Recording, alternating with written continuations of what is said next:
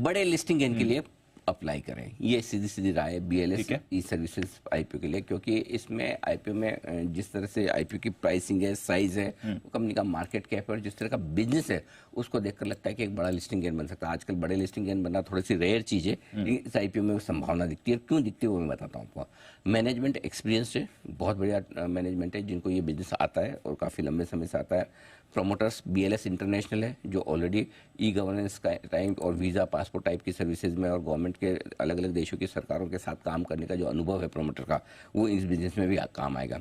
निश बिजनेस है और यूनिक बिजनेस मॉडल है। थोड़ा ई मुद्रा आप कह सकते हैं इसके आसपास है हल्का फुल्का, लेकिन ये एक अलग तरह का बिजनेस है जो आपको ई सर्विसेज देने का काम जो करती है कंपनी बैंक्स को और सरकारों को।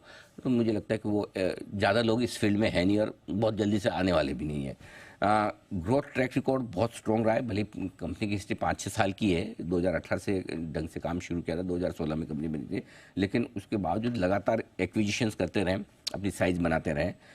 एसेट लाइट बिजनेस मॉडल है, कोई ज़्यादा इन्वेस्टमेंट इनको करना नहीं पड़ता और यही वजह दीप की लगातार पॉजिटिव कैश फ्लो। पिछले साल के मैं नंबर देख रहा था, कैश फ्लो पॉजिटिव है, डेट फ्री कंपनी है, एसेट लाइट मॉडल है, डेट फ्री कंपनी है, कैश है, वैल्यूशन रीजनेबल है। ई मुद्रा के कंपेरिजन में करेंगे तो थोड़ा सस्ता है। वैसे स्टैंड अलोन देखेंगे तो आपको लगेगा थोड़ा सा 40 के मल्टीपल के आसपास आपको थोड़ा महंगा लग सकता है, लेकिन ई मुद्रा से कंपेयर करेंगे तो फिर भी स्कोप है और मुझे लगता है उस हिसाब से लिस्टिंग पर अच्छा पैसा बनने की गुंजाइश है। नेगेटिव में अगर देखें तो सबसे ज़्यादा बिजनेस इनका जो आता है ई सर्विसेज का, वो एसबीआई से आता है, सिंगल लार्जेस्ट बैंक है और वो बड़ा बिजनेस देता भी है, 50% से ज़्यादा बिजनेस वहाँ से आता है। दूसरा एक पेरेंट कंपनी पर काफ़ी डिपेंडेंट है, बीएलएस इंटरनेशनल जो इनकी पेरेंट कंपनी है उस पर डिपेंडेंट काफ़ी है कि उससे इनको बिजनेस मिलता रहेगा, तो वो तो ठीक है। पेरेंट कंपनी अपनी सब्सिडी को नहीं देगी तो किसको देगी, और उनका तो खुद का भी इंटरेस्ट है ना सब्सिडी अगर काम करे। सो वो नेगेटिव है नाम का।